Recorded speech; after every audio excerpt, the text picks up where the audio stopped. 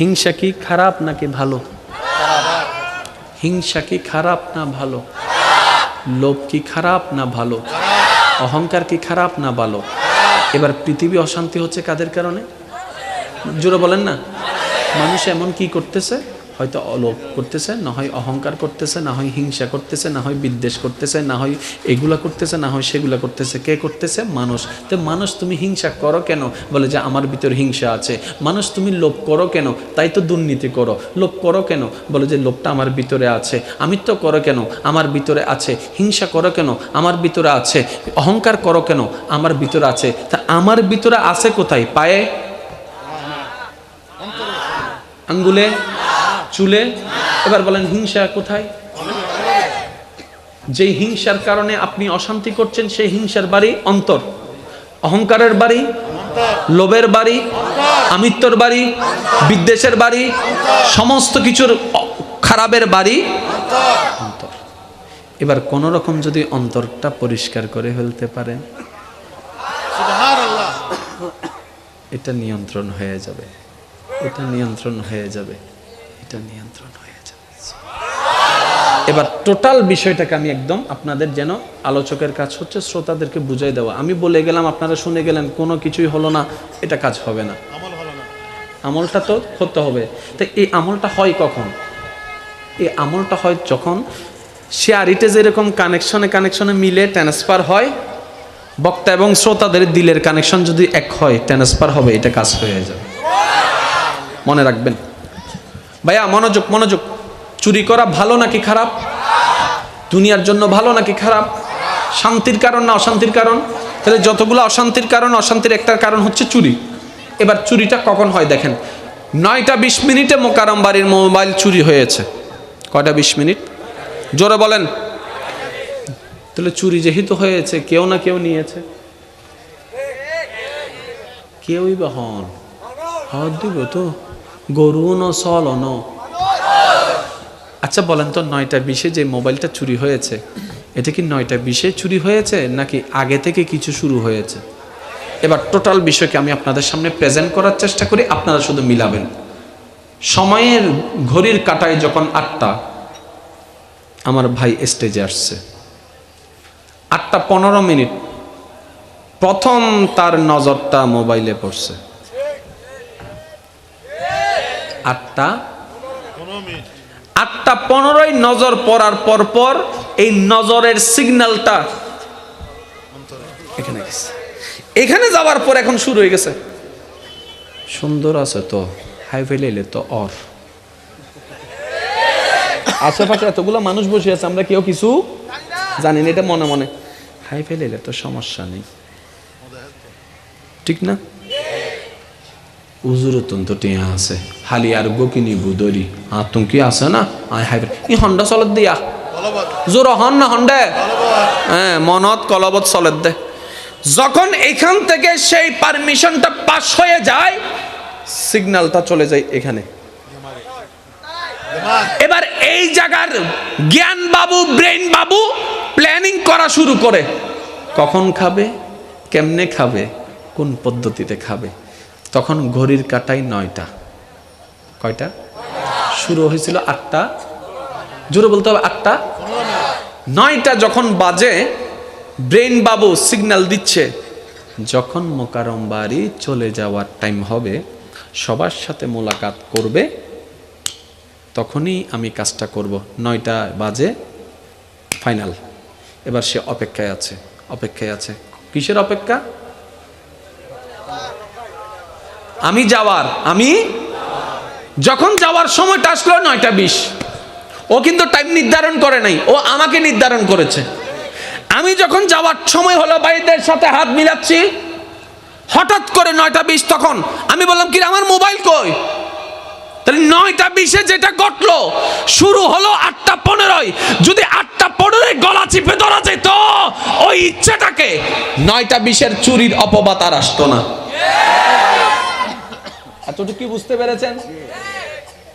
এখন আপনারাই বলেন, জেনা জিনিসটা কি খারাপ না ভালো? আপনারা বলেন না। বিয়ের আগে পর পুরুষ পর নারীর সাথে সম্পর্ক রাখা কি খারাপ না ভালো? তাহলে এই খারাপ জিনিসটাকে কেন হচ্ছে, শুরু কখন? ওই যে কলেজে একদিন দেখেছিল, বিয়ের গায়ে হলুদ অনুষ্ঠানে একদিন দেখেছিল, একটু বুঝেন না, কোন একটা বান্ধবীর সাথে বন্ধুর সাথে বেড়াইতে গিয়ে মার্কেটে দেখেছিল, প্রথমে চোখ গিয়েছে, তারপরে অন্তরের মধ্যে ফুল ফুটেছে, এবার সেই ফুলটাকে বাস্তবায়ন করার জন্য ব্রেইনে প্ল্যানিং করেছে, এরে ধরে তারে ধরে, ওইখানে দাঁড়ায় রিক্সার পিছনে দাঁড়ায়, এখানে দাঁড়ায় ওখানে দাঁড়ায়, এমনে করে তেমনে করে তেমনে করে তেমনে করে তেমনে করে তেমনে করে তেমনে করে করে করে করে করে এবার বলেন ব্রেন আগে চলেছে নাকি হাত আগে চলেছে? জোরে বলেন না। তাহলে হাত কন্ট্রোল, যদি ব্রেনটাকে কন্ট্রোল করেন, যদি ব্রেন কন্ট্রোল, মনটাকে কন্ট্রোল করেন, মন কন্ট্রোল, যদি চোখটাকে কন্ট্রোল করেন, তাই তো আল্লাহ কোরআনুল কারীমে পর্দার যে বিধানের আয়াতটুকু বলেছে, শ্রদ্ধার সাথে বলছি, মাইকের আওয়াজ যতটুকু যাচ্ছে, যেহেতু বলনেওয়ালা আল্লাহ, নিশ্চয়ই অনেক হিকমত আছে। আপনি শুধু আয়াতটাকে একটু পড়ে দেখুন, আল্লাহ সেই যে আয়াতে নারীদের পর্দার কথা বলেছেন, নারীদের কথা বলেছেন পরে, পুরুষের নজরের পর্দার কথা বলেছেন আগে। ইয়া রব্বে করিম, নারীর পর্দার কথা বলে পরে বললা, পুরুষের চোখের কথা তুমি আগে বললা কেন? রব্বে করিম বলে, পুরুষ যদি নিজের চোখকে কন্ট্রোল করতে পারে, আমি রবের ভয় দিয়ে এই পৃথিবীতে দর্শন নামের কোনো শব্দ আর থাকবে না, জেনা নামের শব্দই উঠে যাবে। এবার আপনারা বলেন, বেশিরভাগ ক্ষেত্রে অন্যায় কাজ যেগুলো আমরা নোংরা কাজ বলি আর কি, মেয়েরা বেশি আগায় নাকি ছেলেরা আগায়? না, আপনারা বলেন, আমি শুনতে চাই। কে পিছনে পিছনে কে দৌড়ায়? আরো জোরে। রোদে শুকায় বৃষ্টিতে ভিজে কে? কলেজে দৌড়ায় কে? রিক্সার পিছনে কে? মোবাইল নাম্বার কালেকশন করার পরিশ্রম করে কে? ও ছেলে করো কেন? কই এখানে লাগছে তো, এখানে লাগছে তো, এখানে লাগলা কেমনে? কই দেখলাম যে, তো দেখাটাকে যদি কন্ট্রোল করে ফেলে যেত। তাহলে আল্লাহ পাক কিন্তু কোরআনে সেই আয়াতটাকে এভাবেই বিশ্লেষণ করেছেন। আমরা আসলে কোরআন পড়ি ঠিকই, কোরআনটাকে বোঝার চেষ্টা করি না। এবার আপনারাই বলেন, আমাদেরকে বানালেন কে? তো উনি তো ভালো জানে কোন স্ক্রিপ্ট টাইপ দিলে কি হবে, উনি তো সিস্টেমটা ভালো জানে, কিভাবে সেটিং করলে বান্দাগুলা ভালো থাকবে। ওই সেটিংটাই আল্লাহ জানাই দিয়েছেন কোরআন এবং হাদিসের মাধ্যমে। বলেন না সুবহানাল্লাহ। এখন যদি টোটাল বিষয়কে এক জায়গায় করেন, একটা কথাই বললে আপনারা বুঝতে পারবেন, একটা হচ্ছে ধর্ম, একটা হচ্ছে মানুষ, একটা হচ্ছে ধর্ম, একটা হচ্ছে, আরেকটু জোরে বলেন, একটা হচ্ছে ধর্ম, একটা হচ্ছে মানুষ। ধর্মের মানুষের দরকার নাকি মানুষের ধর্মের দরকার? ধর্মের মানুষের কোনো দরকার, কারণ ধর্ম তখনও ছিল যখন কালিমা পড়নেওয়ালা একজন ছিল, ইসলাম তখনও ছিল যখন আজান প্রকাশ্যে দেওয়া যেত না, ইসলাম তখনও ছিল। তাহলে ইসলামের আমাদের দরকার নাই, কিন্তু আমরা মানুষ হওয়ার জন্য একটা গাইডলাইনের দরকার, আর ওই গাইডলাইনের নামে হচ্ছে ইসলাম। কিভাবে করব, কিভাবে করব না, কিভাবে চলবো, কিভাবে চলবো না, এই যে গাইডলাইন, ইটস কল ধর্ম, ইটস কল রিলিজিয়ন, এটার নামই ইসলাম। এবার বলেন, আমি শুধু একটা প্রশ্ন করব, আপনারা একটু আমাকে বুঝে শুনে উত্তর দিবেন। বিরক্ত হচ্ছেন ভাইয়েরা? এদুন মানুষ কিল্লে ইস্তেলে গুন্দে ফলর হাসে, আয় তো নবুজির হদ্দি আয় জনের পরে তারপরে আইবেন দে, এখন আর 900 নো ভাই এনে বাজে বোম মারামারি চলিব দেখকানা বাদ হষ্ট নহন। এবার আমি একটা প্রশ্ন করছি, নিজের মনটাকে একটু নরম করে উত্তরটা দিবেন। আল্লাহর প্রিয় বান্দা হওয়ার ইচ্ছা আছে না নাই? একটু দিল থেকে বলবেন প্লিজ, একটু দিল। আপনার রবের প্রিয় বান্দা হওয়ার ইচ্ছা আছে না নাই? যিনি আপনাকে আমাকে খাওয়ায়, হাজার অপরাধ জেনেও গোপন করে রাখে, ওই রবের প্রিয় হওয়ার ইচ্ছা আছে না নাই? তাহলে কিছু কাজ করতে হবে। যদি রবের প্রিয় বান্দা হবার ইচ্ছা থাকে, তাহলে কিছু কাজ করতে, আবার কিছু কাজ বাদ দিতে। কাউকে জিজ্ঞেস করতে হবে না ভাইয়া, আপনি নিজেকে প্রশ্ন করেন কি করতে হবে, কি বাদ দিতে হবে। এগুলো আমি বলবো না, আপনারাই বলবেন। সুদ, ঘুষ, মা বাবার সাথে বেয়াদবি, পরনারীর দিকে তাকানো, ইফটিজিং, ফ্লাডিং, তাহলে বন্ধ কি করতে হবে সেটাও জানা আছে। নামাজ, রোজা, মা বাবার সেবা, এটাও আমাদের জানা আছে। তাহলে করতে হবে কি সেটাও জানা, বাদ দিতে হবে কি সেটাও জানা। পারি না কেন প্রশ্ন যদি করা হয় সবাই বলবে শয়তান মাসুদ, শয়তানে করতে নওয়াজ। এটাই তো আমাদের দাবি, এটাই তো আমাদের কথা যে শয়তান আমাদেরকে করতে দেয় নাই। শুনলে অবাক হবেন, এখানে শয়তানের কোনো দোষ নাই। এখন তোলে কি আর দোষ না এবেলাইও একজন আর একজনের মারি নাক ফুটে ফেলি পুলিশে হারে দর্জি মানুষরে নাকি শয়তানরে মানুষ ভাব দে স্যার আর কোনো দোষ क्या দিন শয়তানে গোসা লাগাই দিয়ে দে, শয়তানে কি লাগাই দিয়ে দে তো পুলিশে হব দে ইতার দাঁতম মিদ্যে তোরা তো সাপ শয়তানের আতর হনো সাপ তুই তো স্যার আইন অগরির ভিতরে তোর শয়তানে গুতে দিতে তাহলে মারি দিয়ে দে সারা হদ গোসা হন দিয়ে না তো ন লাগে মাইজি হনেন হ আই আথার আর ওলহার আর গুসা মাইজি হনে আয় শক্তি দিয়ে হনে আয় দা শয়তানের হাত দিয়া কেন এই কনসেপ্ট গুলো যদি বুঝতে পারি আমাদের সবকিছু ইজি হয়ে যাবে। তো মনে রাখবেন শয়তান বান্দা আল্লাহ, আল্লাহ বান্দা শয়তান। আরেকটু ইজি করে বলি, স্রষ্টা মানুষ শয়তান। শয়তানের টার্গেট হচ্ছে মানুষকে তার দিকে নেওয়া, কিন্তু বান্দার চেষ্টা থাকতে হবে শয়তানের সাথে সম্পর্ক ছিন্ন করে রবের দিকে যাওয়া। তাহলে এখানে কিসের যুদ্ধ? টানাটানির যুদ্ধ। এখানে যুদ্ধটা কিসের? টানাটানির। কিসের? টানাটানির। এই টানাটানি কেন বলে যে সেটা প্রেমের যুদ্ধ। আল্লাহর বাস্তে একটু বোঝার চেষ্টা করেন। শয়তান আপনাকে ডাকতেছে, তো এমনি ডাকলে কি আসে? কিছু তো একটু কিছু একটা দিচ্ছে কি জানেন? তোর থেকে টাকা কম, 2 নম্বরই কর না, কোটিপতি হয়ে যাবি তো।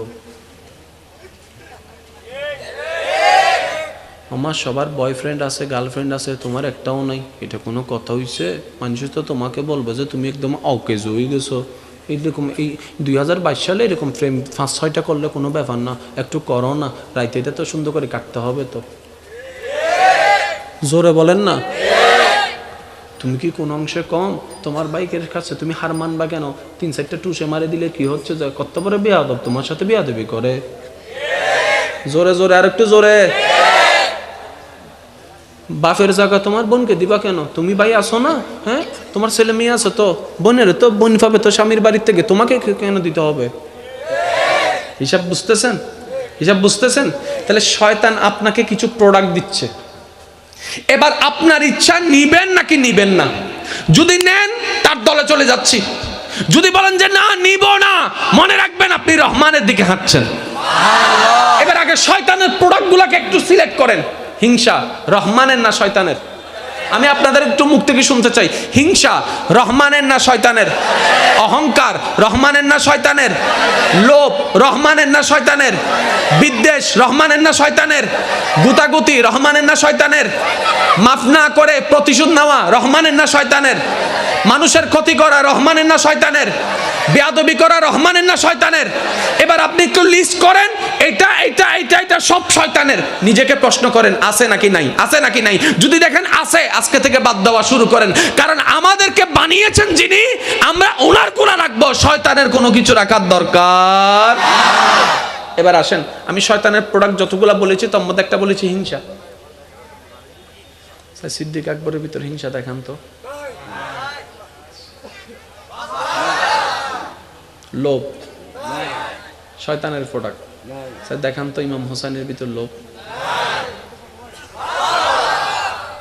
বেয়াদবি শয়তানের প্রোডাক্ট, দেখান তো ইমাম হযরত বাইজিদ বুস্তামির ভিতর বেয়াদবি।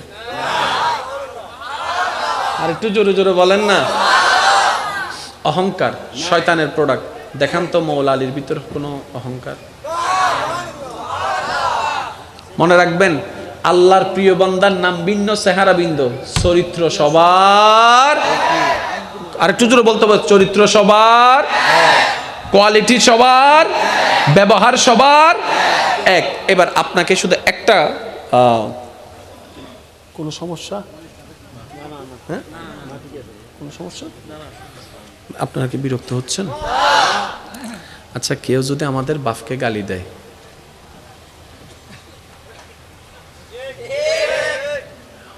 হিন্দি চিল্লে লাভ কি, সাহস তাইলে গাছতলায় আসো না, আর হতো না এই সিবেতাই সিবেতাই সিবেত হচ্ছে নমাতে গা ঝ্যাঙ্গুরি সুপগুড়িতে কি মনে হতো না উচুর, আরা তো আজই নতুন পয়দা ওই দিই কিচ্ছু তো না জানি, কুজারা বেকিং করেনি হতে কিচ্ছু না জানি।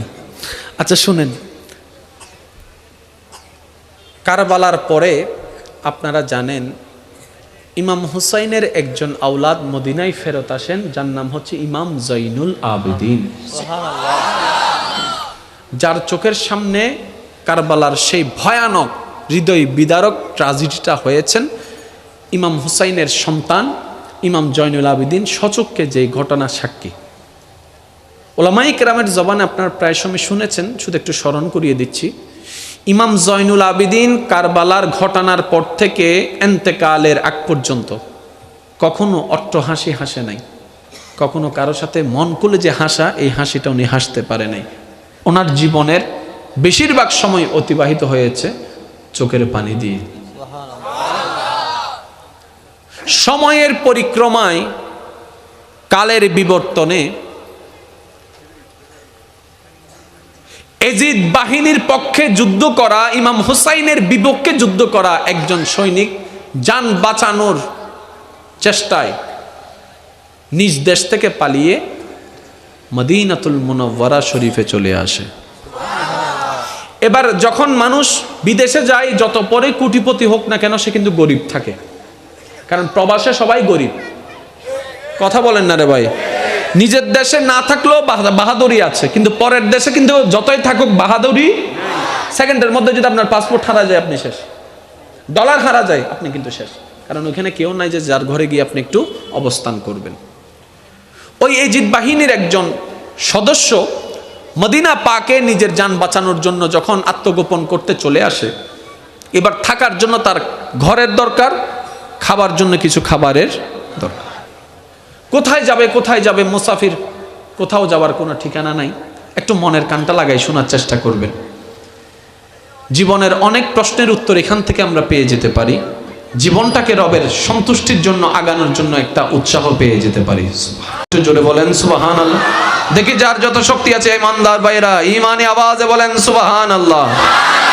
আরেকটু ঈমানি আওয়াজে বলেন সুবহানাল্লাহ। এবার সে যখন মদিনা পাকে, মদিনা শরীফে প্রবেশ করলো, এদিক সেদিক ঘুরতে লাগলো। একজন মানুষ ওনাকে মুসাফির অবস্থায় দেখে জিজ্ঞেস করলেন, ভাই আপনি মনে হয় ভিন দেশ থেকে এসেছেন? বলে যে হ্যাঁ। তো এখানে কি বিষয়? বলে যে আমি কিছুদিন এখানে থাকবো, কিন্তু থাকার জন্য কোনো ঘর, কিন্তু কোন একটা কিছু যে দিব এরকম টাকাও আমার কাছে কোনো সামর্থ্য নাই, কিন্তু মেহমানদারি দরকার, থাকার জন্য ঘর দরকার, খাবারের জন্য খাবার দরকার।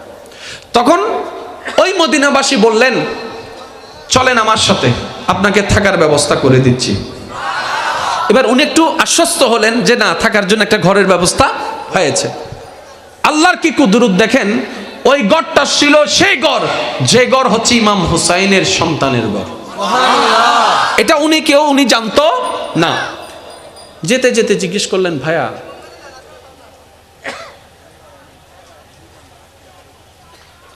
এবার যেতে যেতে উনি জিজ্ঞেস করলেন, ভাইয়া আমি কার ঘরে যাচ্ছি? বলে যে রসুলের আওলাদ ইমাম হুসাইনের ছেলের ঘরে। এই কথাটা শোনার সাথে সাথে চোরের মন, সে তো ইমাম হুসাইনের বিপক্ষে যুদ্ধ করেছিল। এবার মনের ভিতরে একটা ছটফটানো শুরু হয়েছে, আমি তো চিনতে পেরেছি উনি তো সেই জন যিনি কারবালায় ছিল, যদি আমাকে চিনে ফেলে তাহলে তো অবস্থা শেষ। জান বাঁচানোর ভয়ে চলে আসলাম, এখানেই জানটা চলে যাবে, মনের মধ্যেই কল্পনা।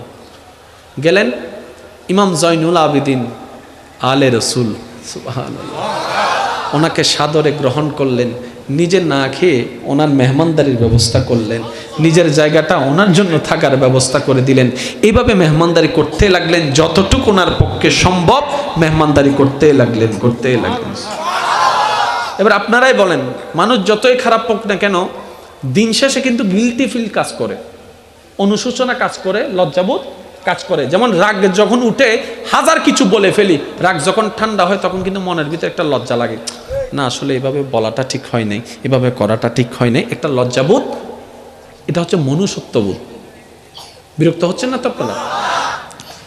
যতই উনি মেহমানদারি পাচ্ছে, কেমন যেন ওনার গালের মধ্যে জুতার বাড়ি পড়ছে, এমনই অনুভব হচ্ছে।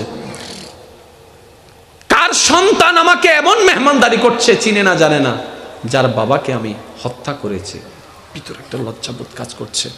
3 দিন থাকার পরে উনি ওই ঘর থেকে বিদায় নিতে যখন নিচ্ছেন, তখন ইমাম হুসাইনের আওলাদ ইমাম জয়নুল আবেদিন ওনার পথ খরচের জন্য সামর্থ্য মতো ওনাকে কিছু টাকা দান করেন।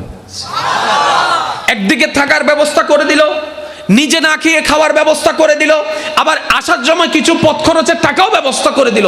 এবার প্রত্যেকটা ভালো কাজ ওনার জন্য, ওই ব্যক্তিটার জন্য একটা মেন্টালি ভাবে টর্চার হওয়া শুরু করছে লজ্জাবোধের কারণে।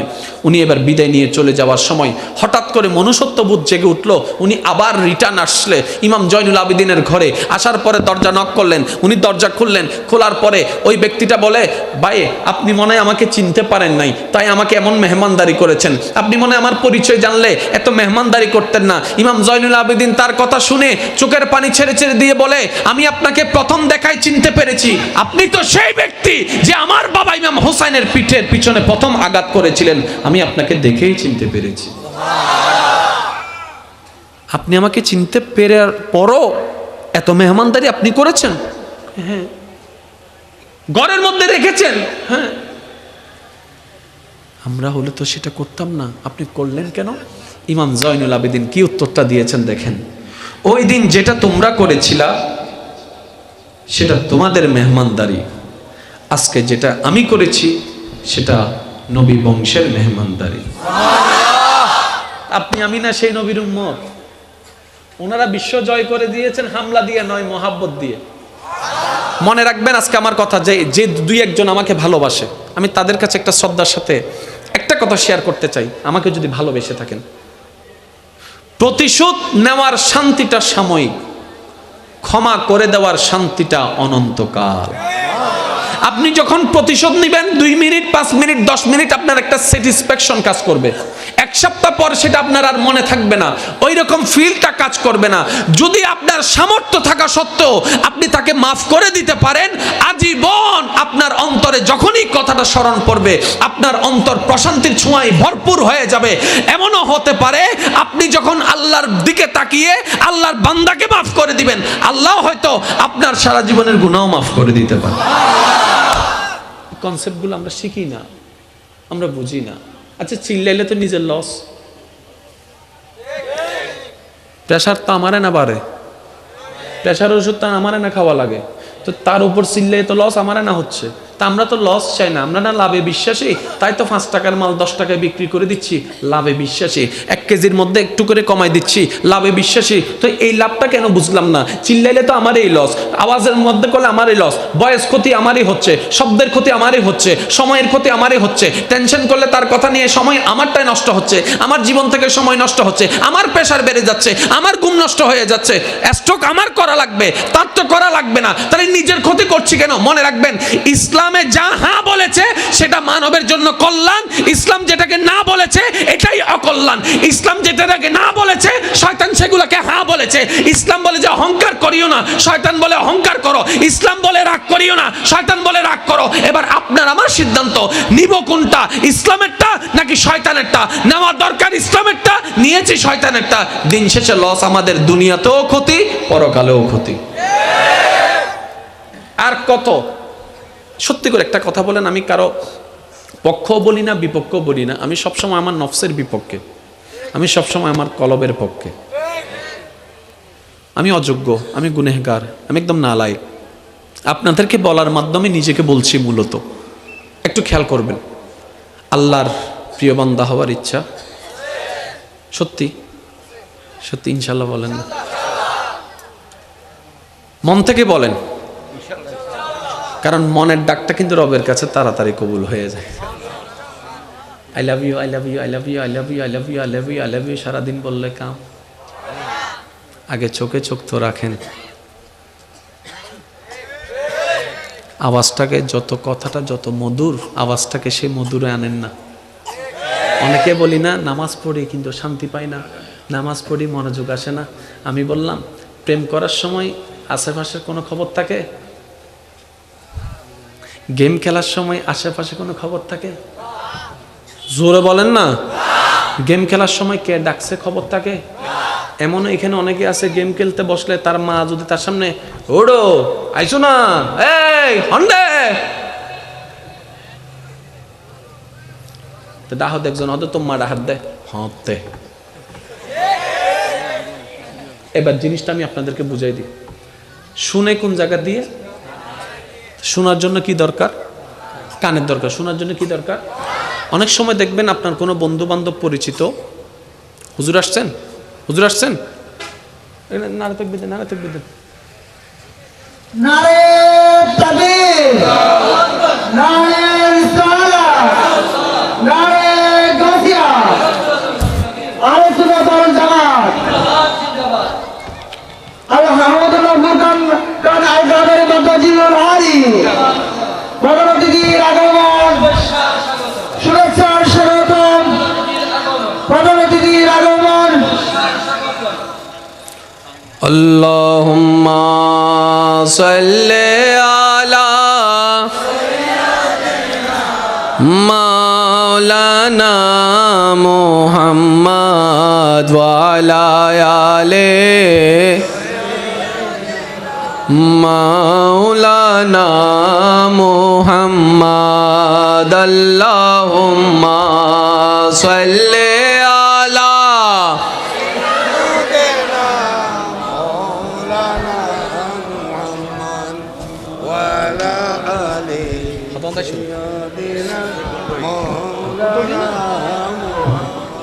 নাই আওয়াজিবে নয়, সিডেঙ্গে আওয়াজ। একবার দরুদ শরীফ পড়ুন চাই সিডেঙ্গে আওয়াজে। আল্লাহুম্মা সাল্লি আলা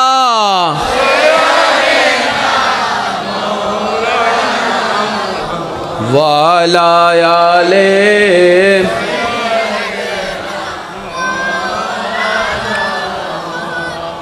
জন্ম আমার নবীর যুগে হলে কেমন হতো, জন্ম আমার নবীর যুগে হলে দুনয়নে রাসূল পাক দেখিলে কেমন হতো, দুনয়নে রাসূল পাক দেখিলে কেমন হতো, জন্ম আমার নবীর যুগে হলে আসতো বেশে হযরতে বিলালের মধুর আযান, যেই আযানে ছিল এমন প্রেম মুগ্ধ রহমান, দয়াল নবীর পিছে নামাজ পড়লে কেমন হতো, দুনয়নে রাসূল পাক দেখিলে কেমন হতো, জন্ম আমার নবীর যুগে হলে। উচ্চ আওয়াজ একবার বলেন মারহাবা। আজকের মাহফিলের সম্মানিত মেহমানে আলা আমার প্রাণপ্রিয় ভাইজান তাশরিফ এনেছেন, স্বাগতম জানিয়ে একবার বলেন মারহাবা। আর একটু জোরে বলেন মারহাবা। আল্লাহ পাক ওনার হাজিরিকে কবুল করুন, আমাদের হেদায়েতের জন্য ওনার জবান থেকে আল্লাহ পাক হেদায়েতের বাণী আমাদের অন্তর পর্যন্ত পৌঁছার তৌফিক দান। প্রিয় ভাই উপস্থিতি, আমি বিদায় নিচ্ছি আপনাদের কাছ থেকে, কথাটা একটু শেষ করে নিচ্ছি যেহেতু ভাইজান উপস্থিত হয়েছেন। আল্লাহর প্রিয় বান্দা যদি হওয়ার ইচ্ছা থাকে, এতদিন যা করার করছি, যেমন করছি, যেভাবেই করছি, এখন অন্তত জীবন একটু ব্রেক লাগা দরকার। জীবনের গাড়িতে একটু ব্রেক চিপে ধরার দরকার, একটু ব্রেক করে পিছনে তাকানো দরকার। আচ্ছা, কাউকে কিছু বলবো না, শুধু একটা কথা বলবো। রাত্রে যখন আজকে ঘুমাতে যাবেন, আমরা যখন ঘুমাতে যাব, সব কাজ শেষ করার পরে যখন শুবেন, শোয়ার পরে একটু চোখ বন্ধ করে নিজের অতীতের লাইফটাকে একটু খেয়াল করবেন, ক্যালকুলেশন করবেন, নিজেরটা নিজে। কাউকে কিছু বলতে হবে না, পাশে যেই থাকুক না কেন কাউকে কিছু বলতে দিতে হবে না, নিজেরটা নিজেই। দেখবো আমরা এইভাবে চিন্তা করলে পুরা জীবনটাই অতিবাহিত হয়েছে, অনেক কিছুই ঘটেছে, কিন্তু টোটাল হিসাব করলে দেখবেন যে জিরো। করে দেখবেন, টোটাল হিসাব করে দেখলে, জোরে বলেন, টোটাল কি হিসাব করে দেখলে? তাহলে আমাদের জীবন যদি আমাদের বিবেকের জ্ঞানে জিরো হয়ে যায়, আল্লাহর বিচারে তো আরো বড় খারাপ অবস্থা হয়ে যায়। কোন বান্দা যেন জাহান্নামে না যায়, সেজন্য নবী রাহমাতুল লিল আলামিনের চরিত্র মোবারককে আল্লাহ প্রদান করেছেন। ওই নবীর জীবন চরিত্রে দেখবেন রাগ, হিংসা, অহংকার, লোভ, এগুলোকে মেরে ফেলতে হবে। এখন প্রবলেমটা কোথায় জানেন? মারবো কেমনে? প্রবলেম এই জায়গায় যে মারবো কেমনে। করোনা তুমি বাঁচি বেললে তো 10 কান হারানোর ভিতরে 1 কান পাই। হিংসা তুমি কেন বাচ্চুম এজন্য মাথার তো শীত তুমি বাঁচি বেললাই হিংসা তুমি বাচ্চুম কেন মাইলে ফিরে 1 কান জায়গা এন জায়গা ঢুকি দা আত ঢুকেন না বাড়ির ডাক্তারও যাই হইতে ডাক্তার আর মনোমিটিং যে বলি কি আর এখানে পরিষ্কার করি তো না ডাক্তার হয়তো তথ্য হনো ঠিক না তাইলে আরে হ এই জন্য মাথা না ঠিক না বে ঠিক। তাহলে পৃথিবীর সমস্ত রোগের জন্য ডাক্তার আছে, এক এক দেশের এক এক ডাক্তার, কিন্তু এমন একটা জায়গা আছে যেটা রোগাক্রান্ত হয়ে গেলে কোন ডাক্তারের কাছে গেলে চিকিৎসা হবে না, আর ওই জায়গাটার জন্য যদি চিকিৎসা করাতে চান তাহলে একটা জায়গায় যেতে হবে, সেটা হচ্ছে নবী রাহমাতুল লিল আলামিনের দরবার। এবার একদম বুঝে শুনে বলি, অনেক হিংসাওয়ালা নবীর কাছে এসেছেন, নবী চিকিৎসা করে দিয়েছেন আল্লাহর হুকুমে, অন্তর হিংসা মুক্ত, অন্তর লোভ মুক্ত, অন্তর অহংকার মুক্ত, অন্তর বিদ্বেষ মুক্ত। এবার যখন সবকিছু নোংরা জিনিস বের হয়েছে, ওনার জবান কন্ট্রোল, ওনার হাত কন্ট্রোল। এই মানুষ কারোর জন্য অভিশাপ হয় নাই, বরং এমন একটা জীবন পেয়েছে আজকে 2022 সালের মানুষে এসে সিদ্দিক আকবরের জীবনীর নাম শুনে সুবহানাল্লাহ বলতে বাধ্য হচ্ছে। সত্যি করে একটা কথা বলেন, বাবার নাম জানা আছে না? আছে যে আসা হ না, বাবার নাম জানা আছে না? দাদার নাম, দাদার বাবার নাম হদ্দ হুজুর আই জানি, আহদি ভাইয়া তুই কেন জানো এনো বুঝছি আর এস বিএস চাইনি দে আচ্ছা ইভেন আর দাদার বাপ আমার মাতন না, তো দাদার বাবু দাঁড়া দূরত্ব হ বছর 100 বছর, বেশি তো বেশি, ঠিক না? 100 বছর যে আগে নিজের রক্তর মানুষ নাম জানা সাইবার খবর হন্ডে কি জানি, ঠিক না ভাই? ঠিক ওয়া নবীর গো সাহাবা আছিল বলে জিবে বলে নবীর মক্কা তো মদিনা হিজরত গো জীবের নাম মান কি দে ওনার আত্মীয় না কি বে বংশধর না, তুই 100 বছর আগে দিবেন নাম না জানো, রক্তরি বিবের নাম কা জানো, ওদের হামিলে গজ্জিতে নামিন মন রন্ন পরিব না এন একটা হাম করিন না চলন না, অন্তত আরা জনের পরে 200 বছর পরে যাইয়া যেন মানুষ হয় এই জাগাত ওগো মানুষ আসিল ওয়া বহুত আল্লাহওয়ালা, তো হামগি তো কিন্তু এক দিন হয় না এতাল্লাই ওয়া কুনু মাআস সাদিকিন, আল্লাহ হইদে ওগো নেককার বন্ধু তোয়াইলো ইবেল্লা তাকতে তাকতে তাকতে দেবে তো গসা লাগতে তুইও নেককার হই ডন করে হন না সুবহানাল্লাহ। একটা জিনিস আমার আবদার থাকবে সকলের কাছে, আজকে থেকে একটা কাজ করবেন, আগামী 3 সপ্তাহ নিজের উপর নিজে পর্যবেক্ষণ চালাবেন, ক্যালেন্ডার নেবেন বা মোবাইল নেবেন, যা নেবেন, এই আগামী 3 সপ্তাহ নিজের জবানকে কন্ট্রোল করার চেষ্টা করেন। অপ্রয়োজনীয় কোনো কথাই বলার দরকার নেই, প্রয়োজন যতটুক বাস অতটুক বলবো, এর বাইরে কয় সপ্তাহ? 3 সপ্তাহ কি বেশি কঠিন হবে ভাইয়া? 1 মাসও কিন্তু বলিনি, 3 সপ্তাহ। আপনি 3টা সপ্তাহ নিজের জবানকে একটু কন্ট্রোল করেন, দেখবেন অনেক সময় হবে কি মনে বলবে হসনা হসনা হসনা হসনা,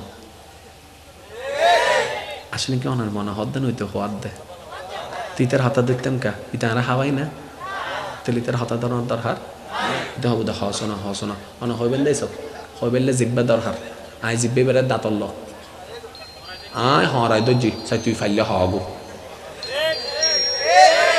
নমাতত্ব মনে হত দে সারি কাদর 3 গান 4 গান উনাই দে শোনা তুই হগো 3 সপ্তাহ গরিস দেবে দে তোমার মনে নেন শান্তিও বুধো ভাই তুই হবে তো মাল্লে ফিরের সহ্য করো না তোর বড় শান্তি তো সহ্য উনো না আরেক কান জোর হন না সুবহানাল্লাহ। এই যে অমানুষ থেকে মানুষ হওয়ার জন্য যে সাজেশনটা দরকার এই সাজেশনের নামেই হচ্ছে ইসলাম, আর সেই ইসলামের রাহবার হচ্ছেন নবী রাহমাতুল লিল আলামিন। সুবহানাল্লাহ। আল্লাহ আমাদের সবাইকে বুঝার তৌফিক দান করুন। চাই সবাই মিলে একটা নাতে রাসূল পড়ি ইনশাআল্লাহ, এরপরে বিদায় নিব। নূর वाला नूर लेकर आया है सारे आलम में, ये देखो कैसा नूर छाया है। अस्सलातु वस्सलामु अलैका या रसूल अल्लाह, अस्सलातु वस्सलामु अलैका या। সবাই মিলে কি আওয়াজে আসসালাতু ওয়াসসালামু আলাইকা ইয়া রাসূলুল্লাহ, আসসালাতু ওয়াসসালামু আলাইকা ইয়া। এবার যার যত শক্তি আছে ঈমানি আওয়াজ একবার বলেন সুবহানাল্লাহ। আর একটু মহব্বতের আওয়াজে লাগাই বলেন সুবহানাল্লাহ। এবার বলেন আলহামদুলিল্লাহ। এবার বলেন লা ইলাহা ইল্লাল্লাহ, লা ইলাহা ইল্লাল্লাহ। এবার কষ্ট করে একটু 2 হাত তুলেন, 2 হাত তুলে ঈমানি আওয়াজ একবার বলেন আল্লাহু আকবার, আল্লাহু আকবার, লা ইলাহা ইল্লাল্লাহ মুহাম্মাদুর রাসূলুল্লাহ সাল্লাল্লাহু আলাইহি ওয়াসাল্লাম। সকলের কাছে একটু অনুরোধ, যেহেতু এটা হাঁটার রাস্তা, এখানে হাঁটতে গেলে অনেকের সাথে গায়ের মধ্যে পাও লাগতে পারে, তা আমরা যদি একটু এদিকে এসে বসি তাহলে অন্তত আসা যাওয়ার রাস্তাটা ক্লিয়ার থাকবে, আপনাদের শরীরও কারো পাটা লাগলো না। যেহেতু মেহমান আসতে থাকবে ইনশাআল্লাহ, সময়ের পরিক্রমায় আমার ভাইজানেরা আসবেন, আপনারা সবাই মিলে তাকরীর শুনবেন, আমি অদমের জন্য দোয়া করবেন। ওয়া আখিরু দাওয়ানা আলহামদুলিল্লাহি রাব্বিল আলামিন। আসসালামু আলাইকুম ওয়া রাহমাতুল্লাহি তাআলা ওয়া বারাকাতুহু।